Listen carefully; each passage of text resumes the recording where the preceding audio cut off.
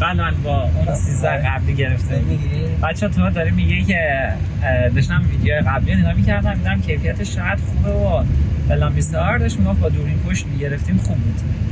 خب سخته دیگه تو ماشین داریم ویدیو میگیریم خب نمیشه با دوربین پشت گرفت وگرنه حالا بچه‌ها بگین خوبن ویدیویی که می‌ذاریم کیفیتشون مثلا من یه نکته هست بعد کیفیت هم مثلا من دقت کردم تو خود دونه بود چرا کیفیت بده گفتم رو 720 اگر تنظیم کنی کیفیتش آره راست میگی من ویدیو کار ممکنه که چون 480 بزنه 360 بزنه 360 معمولا نت خوب نباشه میزنه اون بعد خلاصه اینجوری است.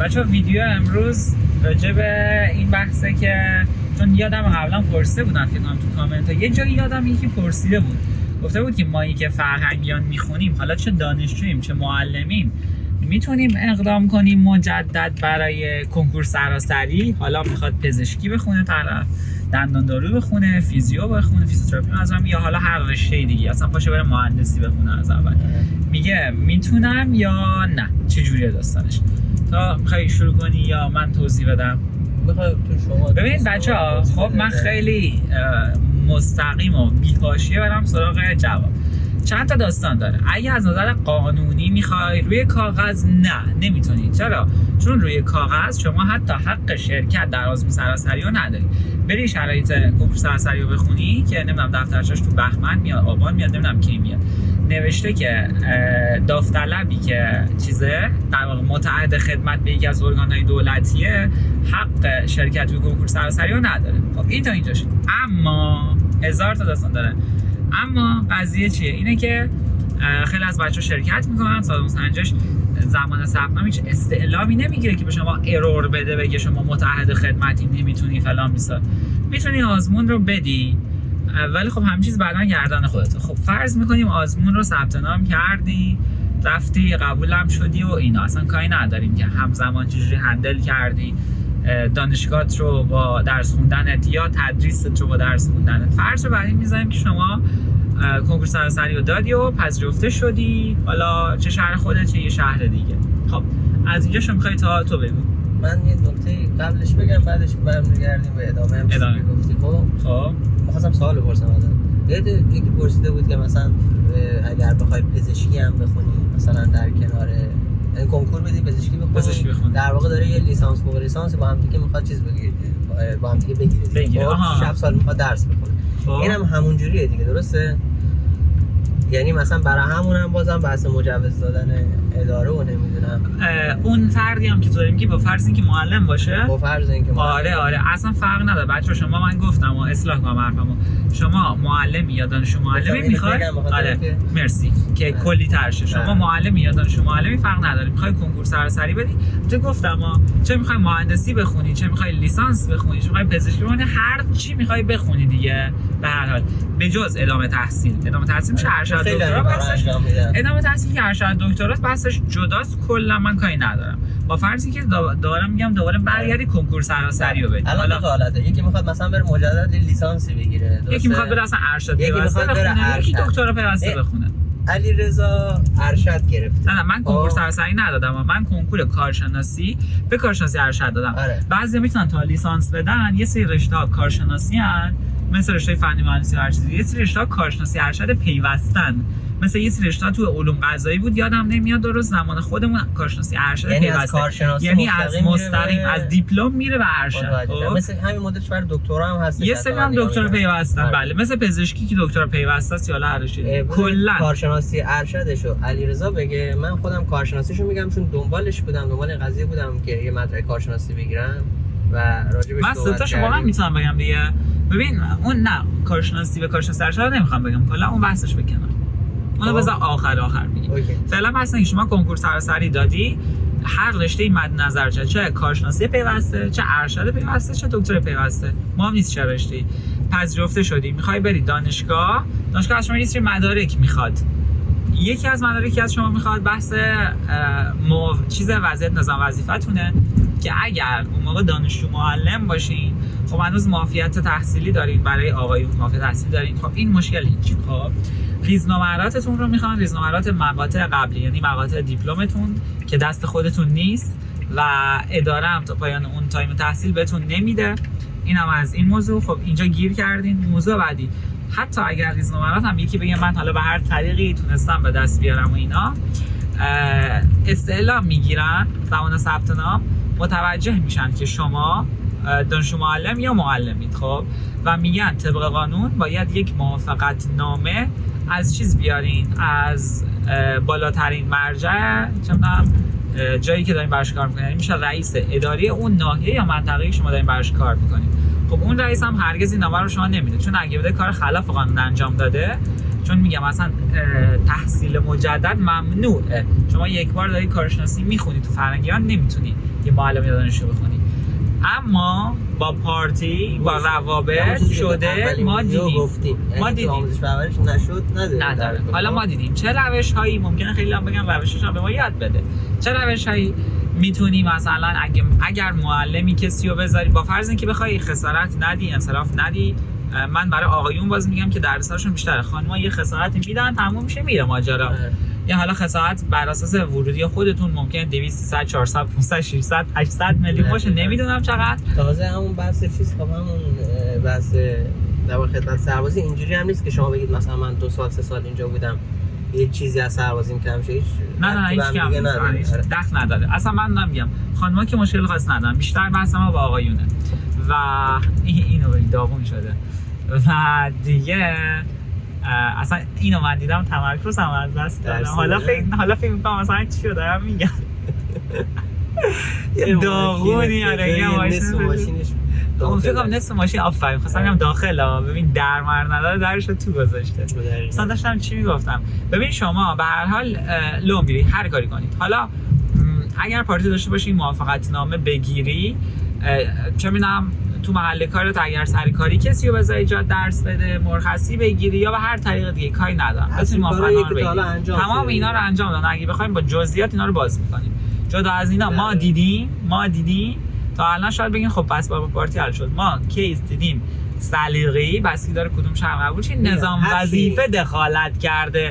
جایی که شما قفل میشی نظام وظیفه است. حتی چون همکاری کردن یا نکردن آموزش پرورش محل خدمتتون هم من یه چیزی متوجه شدم. هر چقدر اون گسترده‌تر باشه اون آموزش پرورشی که شما هستید، مثلا ما 2 تا ناحیه بیشتر نداریم. خب یه ناحیه 1 داریم، یه ناحیه 2 داریم. ناحیه که ما بزرگ چیزی که بزرگترین ناحیه کشور. آره بزرگترین ناحیه کشور میشه ناحیه که بندر عباس.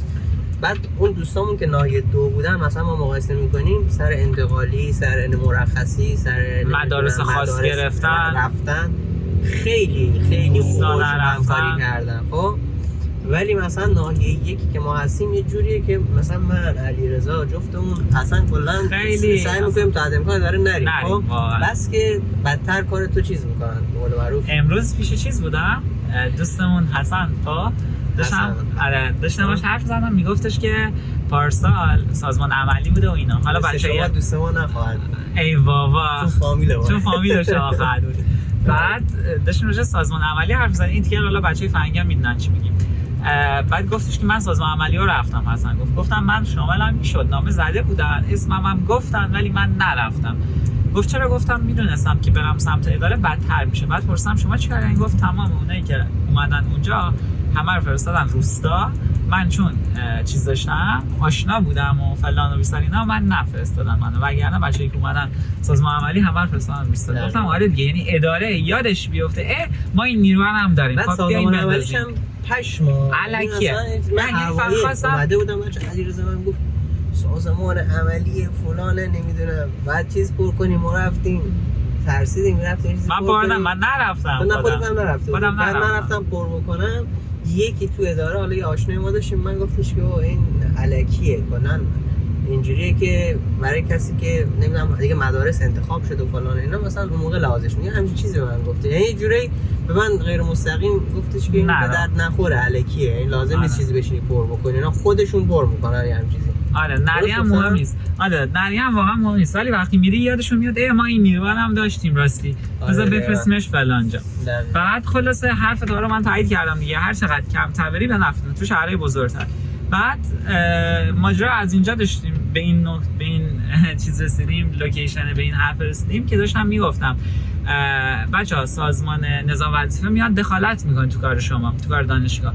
میاد چون من ورودی هر سال دانشگاه رو چک میکنه. فرضاً شما دانشگاه علوم پزشکی مثلا بنده قبول شدی پزشکی، چک میکنه ازت نظام وظیفه‌شون رو، میبینه فلانی متعهد خدمت اومده دانشگاه ثبت نام کرده، یه ترم دو ترم هم داره میخونه.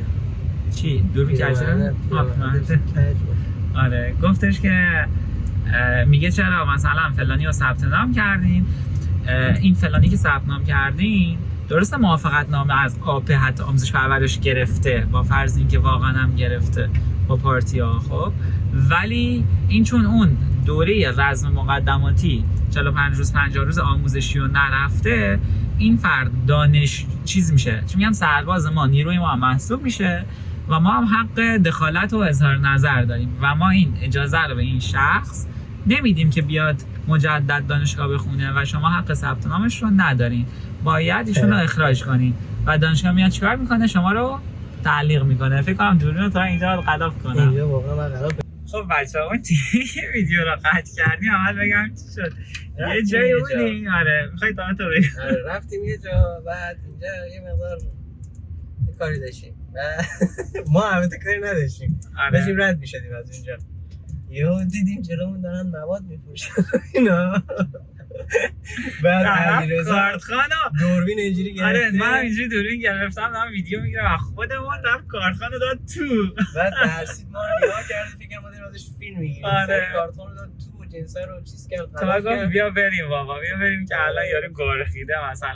نه آخه بلافاصله من گوشی رو دارم. گوشی آره درمون شروع کرد به صحبت کردن با تلفن، یارو گرخید گفت این الان داره زنگ میزنه، داره آمارمون میده. کاسبی بعد خراب نکنه دیگه ما بلند شدیم از اونجا رفتیم. از این بگذریم، من داشتم اصلا این اومد یادم رفت دقیقاً چی گفتم، ولی فکر کنم داشتم میگفتم فرض کن ببین مرور کنیم، فرض کن آزمون سراسری دادی با اینکه نباید بدی، تا اینجا اصلا مشکل نیست، رفتی دانشگاه قبول شدی با تمام سختیاش، مثلا آره هنر کردی، پزشکی مثلا دندان، هر چیزی قبول شدی، هر شهری، بعد مشکل در واقع چه میدونم نظام وظیفه هم نداری، یعنی چیز داری، فرضاً مافیا تحصیلی داری، میخوای لو ندی معلمی یا هر چیزی، یا مثلا دختری، بعد میخوری به داستان ریزم و مراد که اونم دست دانشگاه فرهنگیانه، ولی فرض میکنیم اونم بهت دادن، خب مشکل اونم نداشته باشی، تازه میخوری به یه داستانی به اسم این که باید چیز بهت بدن، موافقتنامه ادامه تحصیل بهت بدن که اونم قانونا آموزش پرورش نباید بده، ولی فرض میکنیم تو با پارتی درست حسابی تونستی از ریاست بگیری، که به نظر من دارم رو هوا این حرف میزنم، آماری ندارم، واسط رسمی آماری وجود نداره، ولی به نظر من از هر 10 نفر که به این مرحله برسن 3 نفر 4 نفرشون میتونن موافقتنامه بگیرن. آره خیلی نزدیک بود، 3-4 نفر میتونن، به نظر من 6-7 نفر نمیتونن موافقتنامه رو بگیرن، ولی فرض میکنیم تو اینم گرفتی، ممکنه سلیقه است، ممکنه بخوری به تور نظام وظیفه، میاد به دانش ورودی یا هر سال دانشگاه رو چک میکنن دیگه، استعلام میره با دانشگاه. بله استعلام، اصلا استعلام مهم نیست. خب ای خدای من این دوست همون داستانه بود، گفتم این الان میپیچه این ور، خب بعد پیچیده این ور واقعا، با فرض این که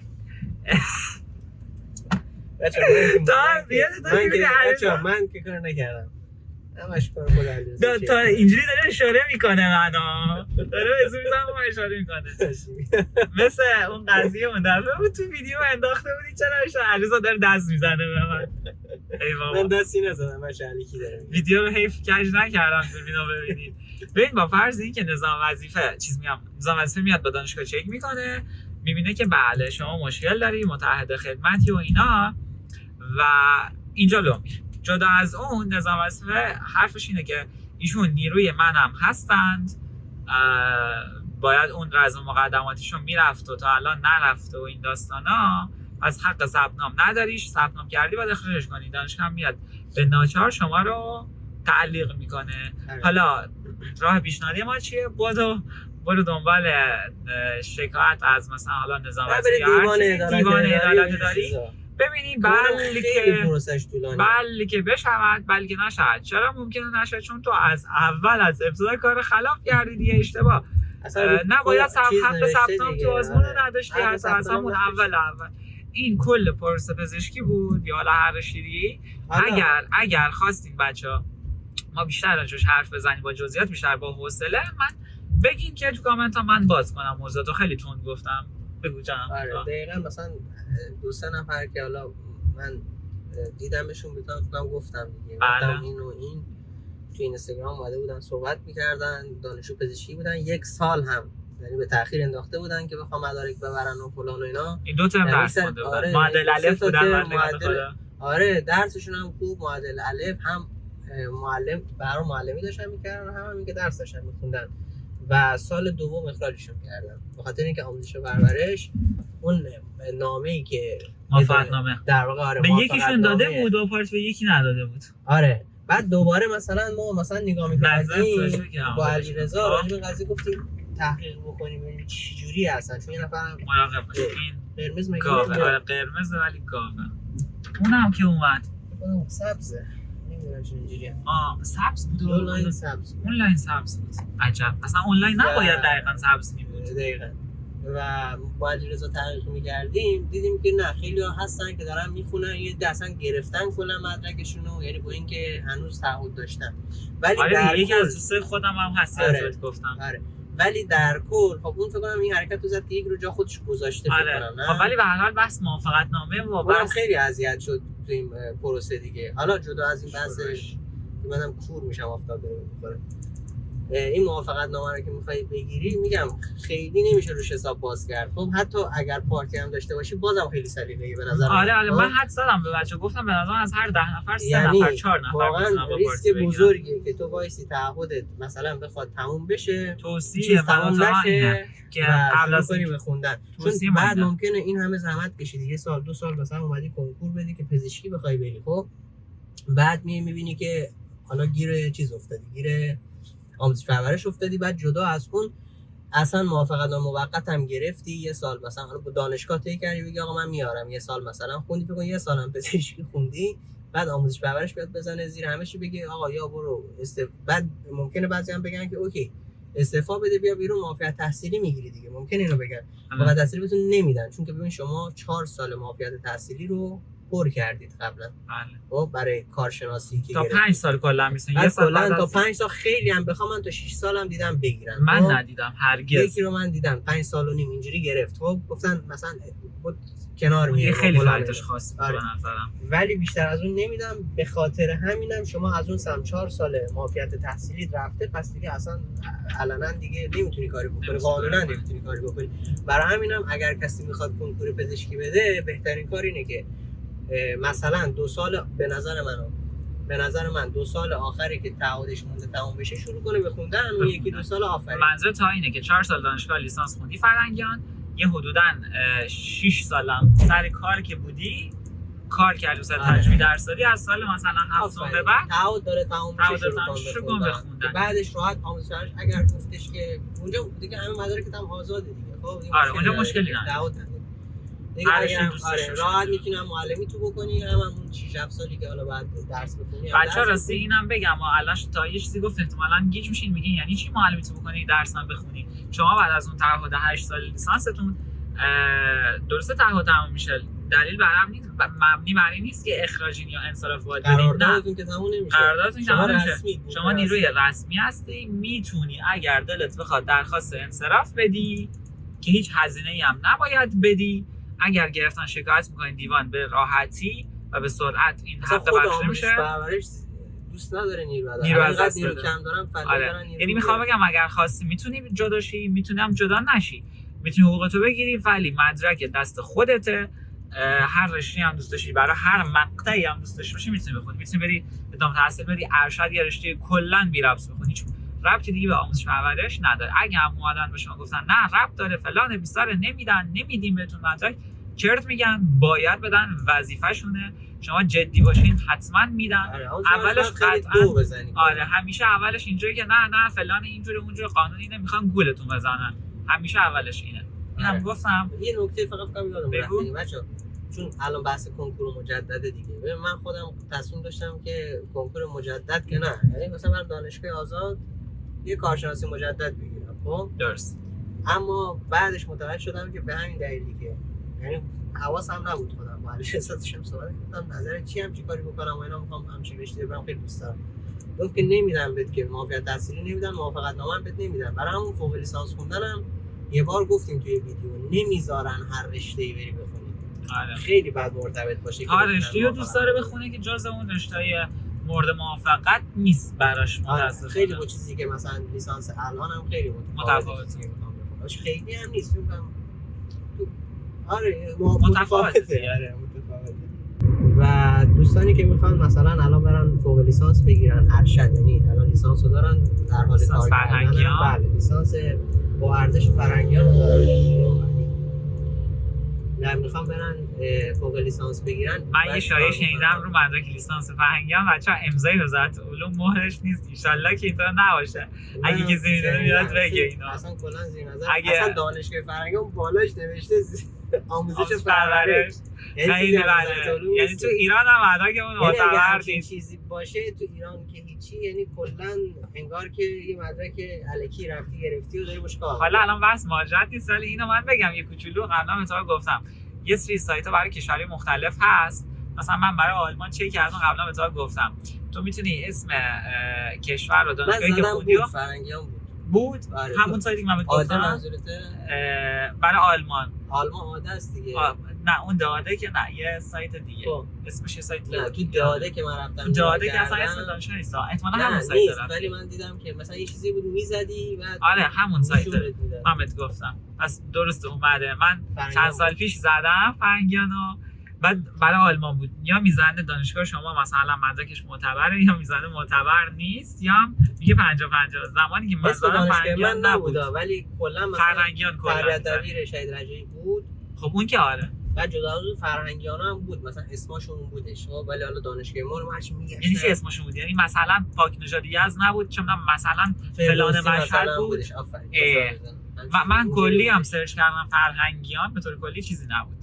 خب به هر حال پس اینو بدونید که معلوم نیست که اصلا از نظر حالا بحث مدرکی چی میگه فوق لیسانس به این صورتی که بچه‌ها شما خب اول که کنکور بچه‌ها دونیت کنکور اصلا خودم اگه ویدیو اینجا بگیرم دست علی غلط شد، دست علی یه کنکور کارشناسی به کارشناسی ارشد رو شرکت میکنید و کنکور میدین و اگر قبول شدی رشته مورد نظر فوق لیسانس تو، حالا یا مرتبط قبول میکنن میگن اوکی به شرطی که تداخلی نبینه به هر حال کاره تو نامه میزنن. آره میتونی بری به شرطی که در تایم اداری نباشد. دو تا حالت داره، یکی مثل علی خوش شانس میشه، خب یه جوری هندلش کرد، خب این جریان رو موافقت نامه‌شو گرفت و تعهد هم داد، 2 برابرش رو مجددا تعهد داد، یعنی فکر کنم 4 سال تعهد داد، درسته 4-5 سال نه دیگه، به شرطی که از 5 سال نباشه. آره.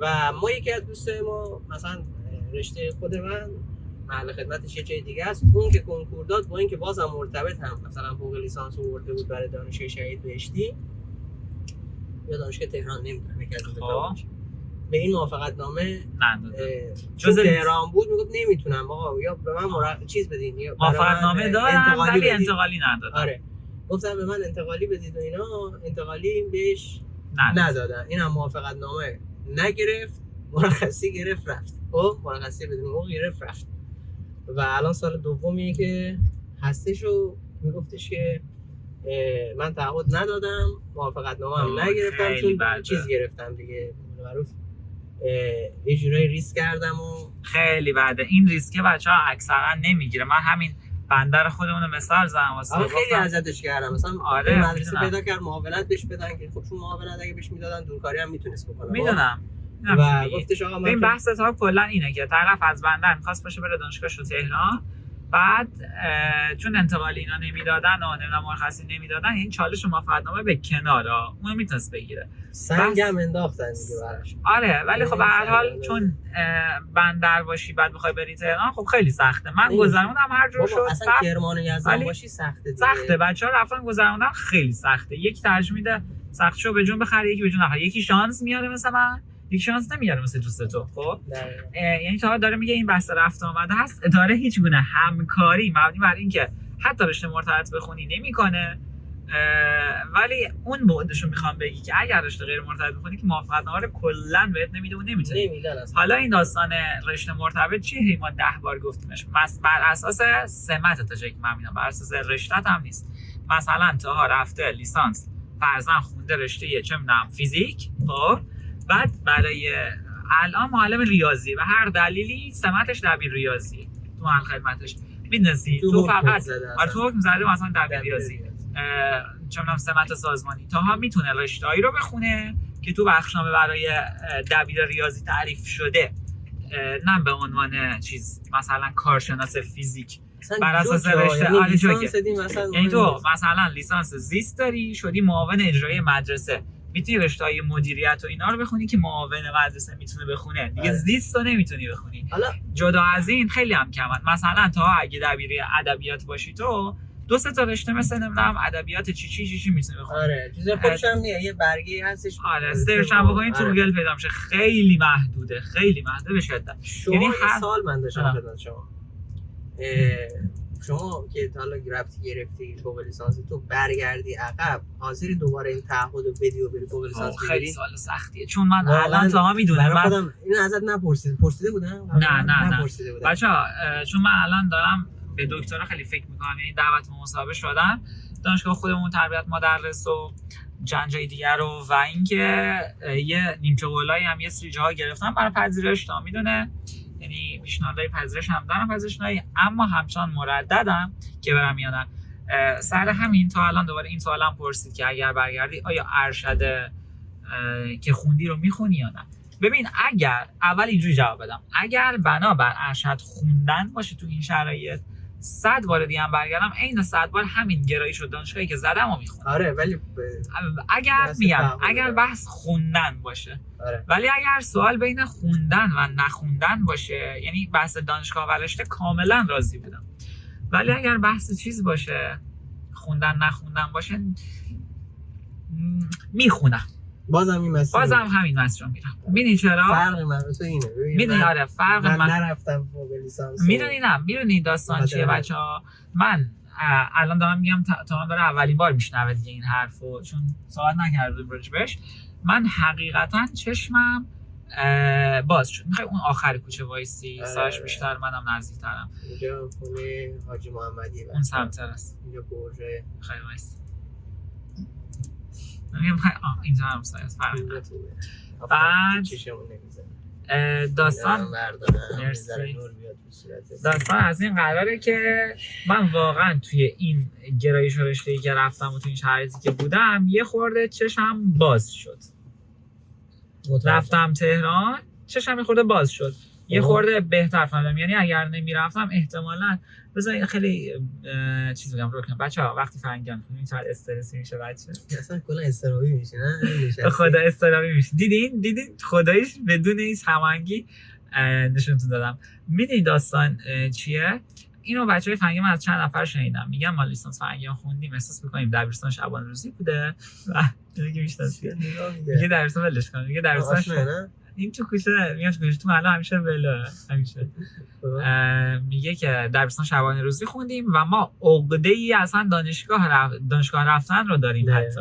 حالا اینو درسته قبلا تو ویدیو من گفتم دبیرستان شبانه روزی بزرگ شبانه روزی همیشه همین. یعنی واقعا هم نه اصلا شما دانشگاه نمیری اگه رفتی دانشگاه فرنگیان.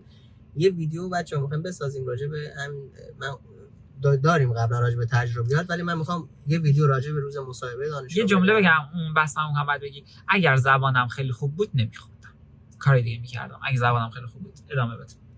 گفتم دیگه من قطع کردی؟ نه گفتم میگم که عزیزم گفتم که یه ویدیو بیا راجع به این ننداز داخل چیز، اصلا حرف منو ننداز. من قهرم همشو میذارم. یادم رفت چی می‌خواستم بگم. من اینو پاس کنم.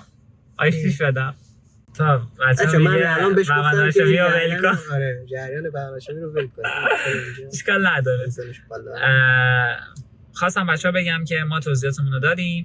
اگر راجع به هر کدومش خواستین بگین مفصل‌تر حرف بزنیم، کامنت بذارین، لایک کنین، لطفاً سابسکرایب کنین، برای دوستاتون بفرستین. اگه فکر می‌کنی کسی میخواد بره فرهنگیان بفرست براش. اصلا خودتون بگید بعد اگه گفتن چرا خوبه این کانال ما رو معرفی کنید. آفرین. اگه به پدر مادراتون، پدر مادر دوستاتون بفرستین، کمک میشه به همه که ببینن واقعا فرهنگیان چیه. هر سالی هم داشتین بپرسین ما جواب میدیم. حمایت کنید، میتونید با دونیت الان من از شر این داستان راحت کنیم. اول بچه‌ها یه هولر و دوم یه پایه برامون بخرین. پایه داشتیم ها. پایه‌مون من داستانشو بهتون میگم بچه‌ها. پایه‌مون سرقتی بود از همون گرفتن. سرقتی نبود دیگه هرچی مدام پس دادم اجازه کو بلا دیگه من متاسفانه نمیتونستم به خودم اجازه ندم اون بنده خدا. خلاصه من کد پستی و مشخصات پستی رو میفرستم براتون، بخرین بفرستین، من ما استقبال میکنیم. سپاسگزار. روزتون بخیر.